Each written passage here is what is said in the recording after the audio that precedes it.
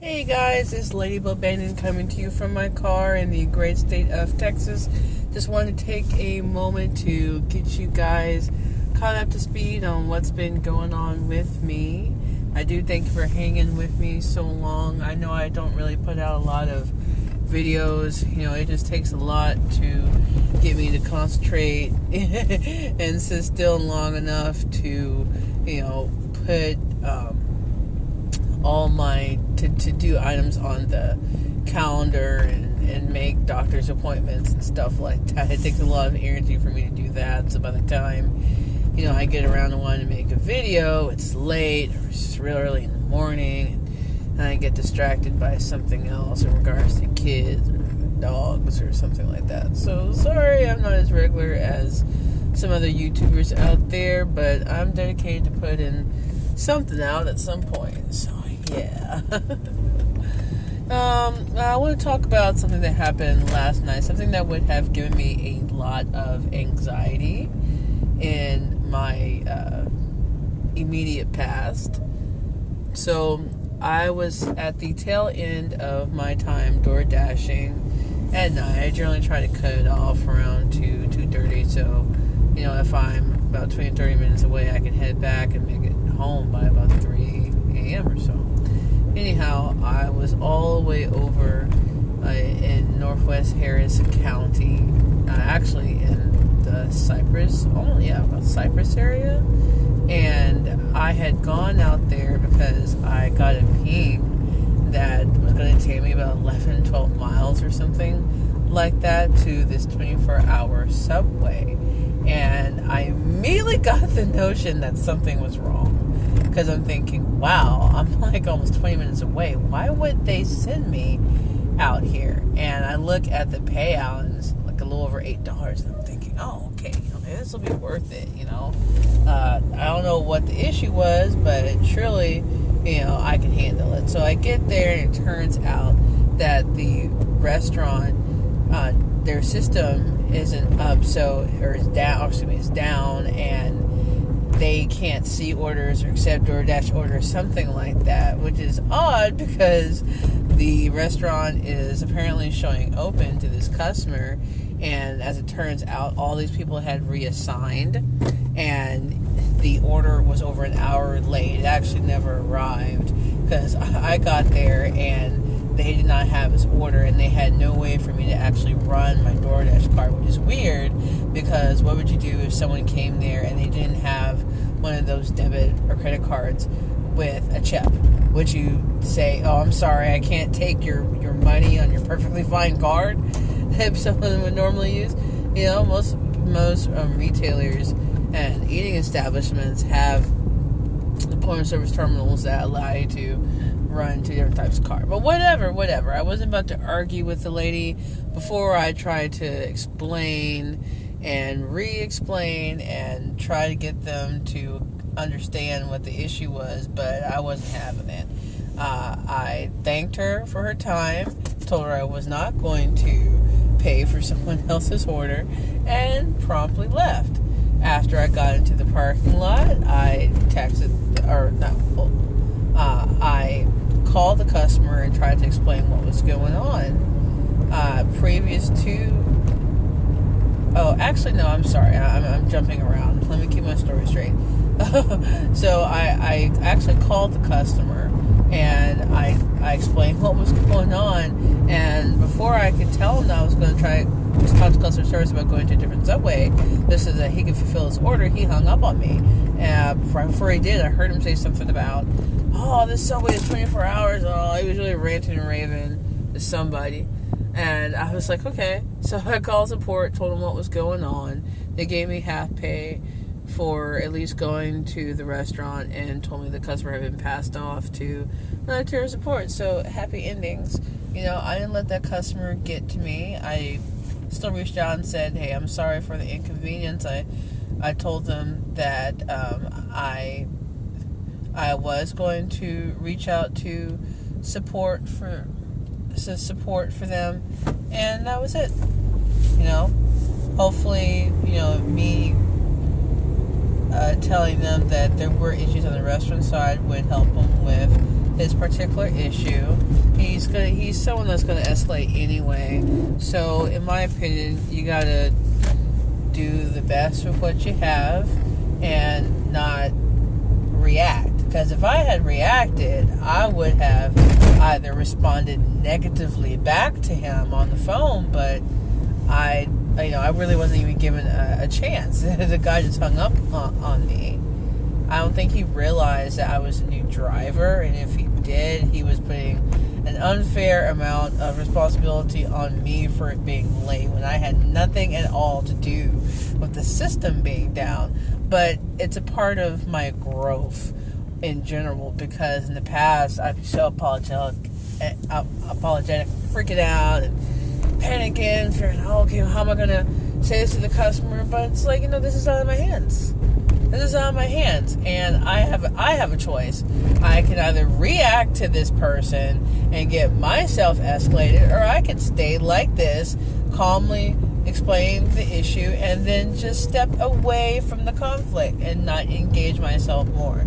Now, in a more traditional job, I would probably be required to do more outreach and follow-up and stuff like that, which is why you won't find me in any call centers, because I hate that stuff. I don't like being yelled at and screamed at for something that's not my fault. And I especially hate it when it's due to a process that could be improved that I've given suggestions for, but have fallen on deaf ears. So take that how you will. In any case, so I want to transfer this over to the person in my life who I suspect is pathologically narcissistic. This person is the ex-husband. I wish I did not react as much as I do. I've done very well with not reacting visibly.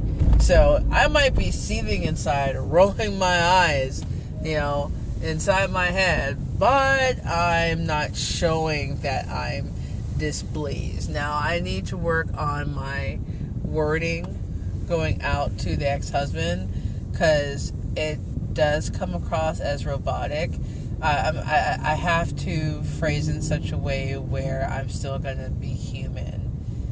Because with me, it seems like I fare better if I add in a drop of empathy, sympathy, and interest in whatever the suspected narcissist has going on. I don't want him to start getting to that black and white thinking where it's, she's evil and demonic and she's out to get me. I gotta try to get her and not talk to her, not give her any information at all, even though it concerns the kids, because I just want to talk to her because she might be doing, I don't want to get into all that, and I went forward once we separated thinking that maybe we could be amicable, not perfect, not get along all the time, but at least talk like adults. I was completely wrong. I was completely blindsided by that, guys.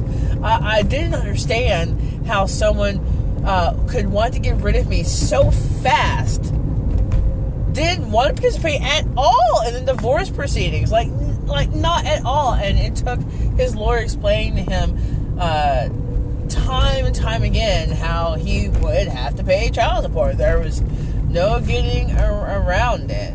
It was a big deal with him and the new supply. I did overhear them saying that they were going to figure out a way to have child support lowered. So yeah, the new supply and I are not on the best of terms, at least on my end. I pretend for the sake of the kids. I don't want to get wrapped up in her again. She presented herself as someone who could possibly understand it, and in my alternate reality that I lived in and believed in, I thought that perhaps, just perhaps, I did have someone who would be on my side, but that ended up not being the case at all. She is a snake, and it doesn't matter what she buys from me or does for me or says about me, it's hard for me to believe based on her actions. I just want to be emotionally detached from these people. It's just so hard because I'm in constant contact with them, and I instantly regret it. Going with the kids to, not going to this event, but asking them to meet me up there. I should have just not said anything at all, really, and just enjoyed my time with the kids. I felt very third wheel when Gordon was able to go with me, and I did what I always do, just turn my attention to the kids and to the new supplies kid, and made some very, very small talk and a couple jokes, to lighten the mood. It helped a little bit, not too much. I find that the ex-husband doesn't really respond to me that well. He closes himself off completely to me. But that's to be expected, right? With these types of people, you're forgotten, you're written off. They force you out of their minds and their hearts. Well, not to say they love in the regular, I won't say regular, but in the sane, or not, that seems like respectful sense. They don't respectfully love you. They desire you. They lust. They envy you for your qualities. They don't respectfully love you. So anyway, yeah, I'm on the way to Kroger to get some dog food and hurry back home. I'll see you guys next time. If you like this video, hit the like button. Go ahead and subscribe to keep up with me, and hit the bell to get notified of new videos. But I want to ask you guys a question. How long did it take you to stop reacting to the narcissist or narcissist in your life? It seems that it's going to be a lifelong thing for me. I'm not out here purporting to be perfect. No, I have a lot to work on. That's why I am in therapy, guys, so that I can start working on myself. I'm tired of talking about narcissists. I know that's what gives some content for this channel. However, I want to talk more about positive things that are going on, and I will certainly be doing that. I just want to move beyond narcissists. So yeah, anyway, I'll see you guys later. Thanks for riding along.